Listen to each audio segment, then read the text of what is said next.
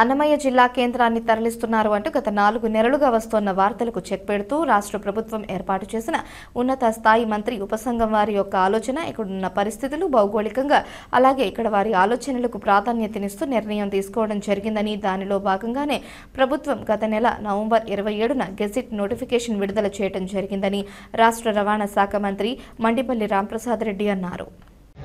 ఈరోజు రాష్ట్ర ప్రభుత్వం అలాగే గౌరవ ముఖ్యమంత్రి గారు తీసుకున్న నిర్ణయం పట్ల రాయచోటి నియోజకవర్గ ప్రజల తరపున అలాగే రాయచోటి గడ్డపైన పుట్టిన బిడ్డల తరపున అందరి తరపున ప్రభుత్వానికి అలాగే మన ముఖ్యమంత్రి గారికి ధన్యవాదాలు తెలియజేసుకుంటున్నా. ముఖ్యంగా రాయచోటి అన్నమయ్య జిల్లా కేంద్రంగా ఉన్నది. గత 3-4 నెలల నుంచి ఎన్నో ఊహాగానాలు రాయచోటి పట్టణాన్ని జిల్లా కేంద్రంగా తీసేస్తారు, అన్నమయ్య జిల్లా విభజన చేసిన తర్వాత మదనపల్లి జిల్లా ఏర్పడుతుంది, ఈ యొక్క జిల్లా కేంద్రాన్ని కూడా వేరే దగ్గరికి మారుస్తారు అనే దాన్ని ఊహాగానాలను చెక్ పెడుతూ రాష్ట్ర ప్రభుత్వం ఏదైతే ఉన్నత స్థాయి మంత్రి ఉపసంఘాన్ని వేసిందో ఆ సంఘం వారి యొక్క ఆలోచన అలాగే ఇక్కడున్న పరిస్థితులు భౌగోళికంగా రాజకీయంగా అలాగే ఇక్కడున్న ఎమోషన్స్ని బట్టి కూడా ఒక నిర్ణయం తీసుకోవడం జరిగింది. దానిలో భాగంగానే నవంబర్ 27వ తారీఖున గెజిట్ నోటిఫికేషన్ విడుదల చేయడం జరిగింది. ఆ గెజిట్ నోటిఫికేషన్లో 3 కొత్త జిల్లాలు రావడం, మదనపల్లి, మార్కాపురము అలాగే పోలవరం జిల్లాలను ఏర్పాటు చేయడం, ఇక్కడ అన్నమయ్య జిల్లా ఏదైతే ముందు ఏర్పడిందో ఆ జిల్లా కేంద్రాన్ని యథాస్థితంగా పెట్టడం, ఈ అన్నమయ్య జిల్లాకు 3 నియోజకవర్గాలు అలాగే ఒంటిమిట్ట సిద్ధవట మండలంలో కలపడం కూడా జరిగింది. ఈ ప్రాంతం వారికి అలాగే మా నియోజకవర్గం గారికి ప్రజలకు కానీ మాకు కానీ ఎవరితో ఏ విధమైన విభేదాలు లేవు. ఈ నిర్ణయం కూడా ఉపసంఘం ఏదైతే ఉందో వారు కానీ అలాగే ఎవరైతే రెవెన్యూకు, హోమ్ డిపార్ట్మెంట్కు అలాగే ఫైనాన్స్ డిపార్ట్మెంట్కి సంబంధించిన అధికారులు క్షుణ్ణంగా పరీక్షించి రాయచోటిని జిల్లా కేంద్రంగా ఎందుకు నిలపల్లో అనే దానికి ఈ ప్రాంతంలో ఉన్న రాజకీయ నాయకులైతేనేం, నేనైతేనేం, జేఏసీ వాళ్ళైతేనేం మా తరపున అందరి తరపున రాయచోటిని ఎందుకు ఇలాగే నిలపాలనే దానికి వాళ్ళకి ఇచ్చిన డీటెయిల్స్ అనుకోండి, ఇక్కడ ఉన్న పరిస్థితులను బట్టే ఇది నిలపడం జరిగిందని మీ అందరి ముందర తెలియజేసుకుంటున్నా. ముఖ్యంగా గర్వంగా చెప్తున్నాం, రాయచోటి హెడ్ క్వార్టర్గా ఉండేదానికి అన్ని లక్షణాలు ఉన్నాయి. ఇక్కడ ముఖ్యంగా 2009-10 ప్రాంతంలోనే రాయచోటికి సుమారు 23 కిలోమీటర్ల రింగ్ రోడ్డు ఉండడం, అలాగే రాయచోటి పట్టణానికి వెలిగెల్లు నీళ్లను కూడా ఈరోజు అందించే విధంగా ఈరోజు ఇక్కడ పరిస్థితులు ఉన్నాయి.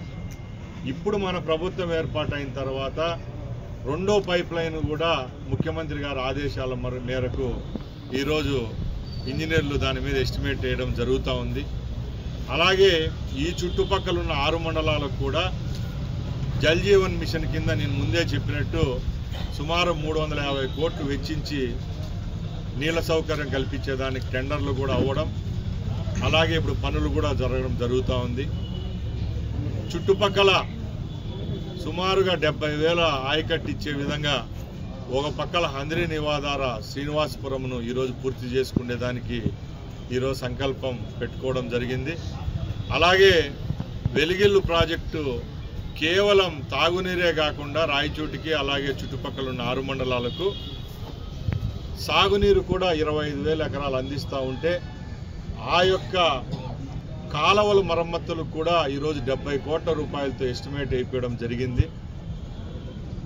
ముఖ్యంగా రాయచోటి చుట్టుపక్కల ఉండే మండలాల్లో అయితేనేం, రాయచోటి రూరల్లోనైతేనేం గవర్నమెంట్ భూములు ఎక్కువగా ఉండడం, ఈ ప్రాంతంలో రేపు రాబోయే కాలంలో ఇండస్ట్రీస్ ఏర్పాటుకు కూడా ఒక మంచి అనుగుణమైన స్థలము, నీటి సౌకర్యం ఇవన్నీ ఉండడంతోనే రాయచోటిని జిల్లా కేంద్రంగా నిలిపారని చెప్పి నేను తెలియజేసుకుంటున్నా.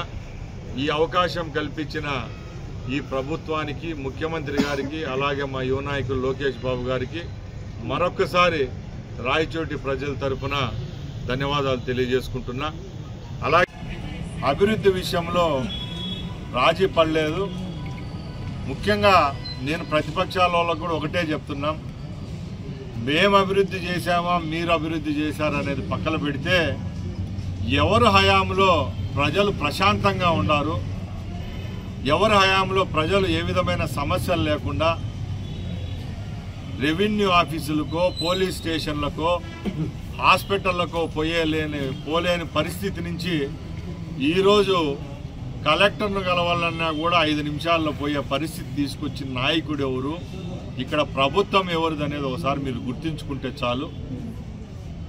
మీరు 5 సంవత్సరాల్లో చేసిన అభివృద్ధి మీరు ఏదైతే చెప్తున్నారో మేజర్గా మేము ఈ 16 నెలల్లోనే కనపడే విధంగా ఈరోజు ప్రజలకు అందిస్తున్నాం. దానిలో భాగంగానే నేను ముందు ఎప్పుడు చెప్తా వచ్చాను.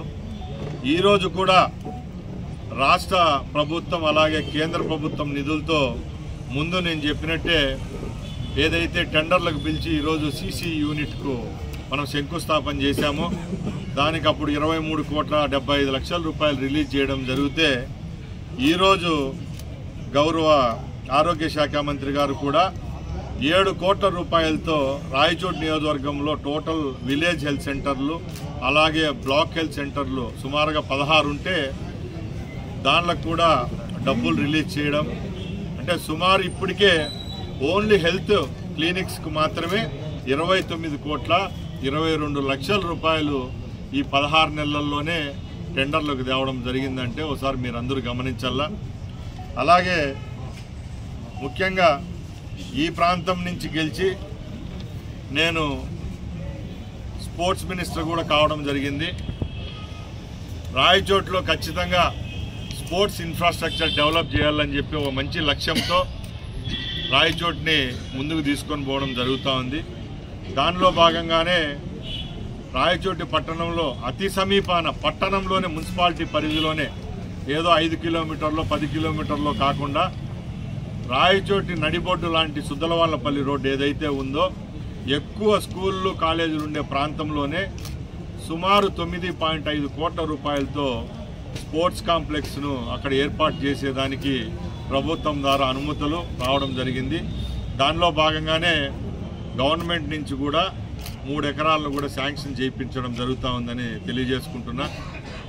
ఇలాంటి ఎన్నో అభివృద్ధి కార్యక్రమాలు మన నియోజకవర్గంలో జరుగుతూ ఉన్నాయి.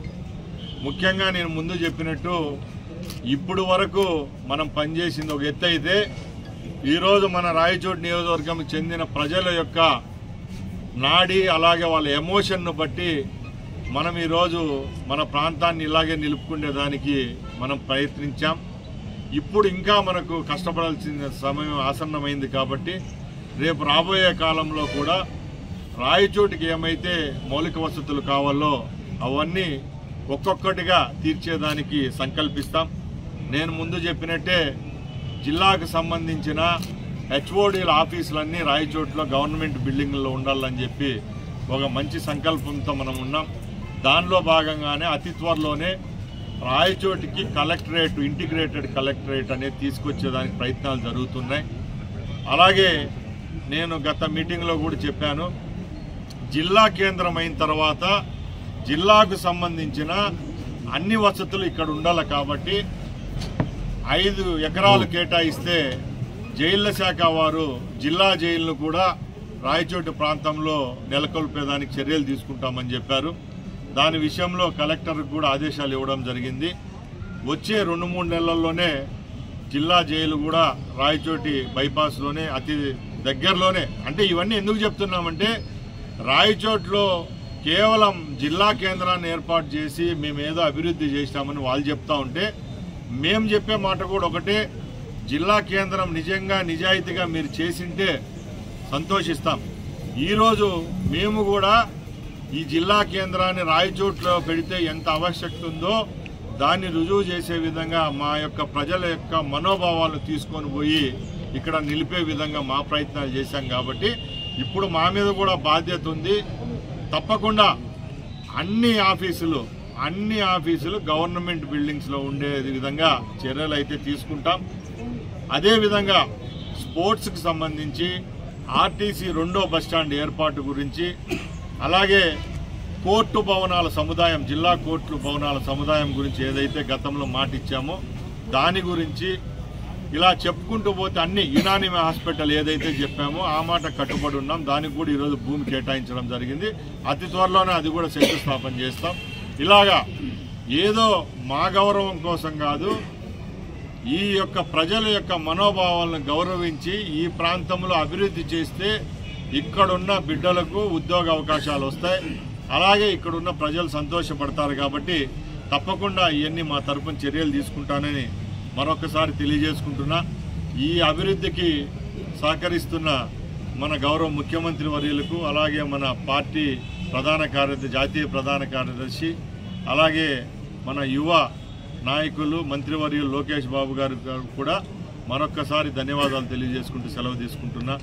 జై హింద్, జై తెలుగుదేశం, జై చంద్రబాబు.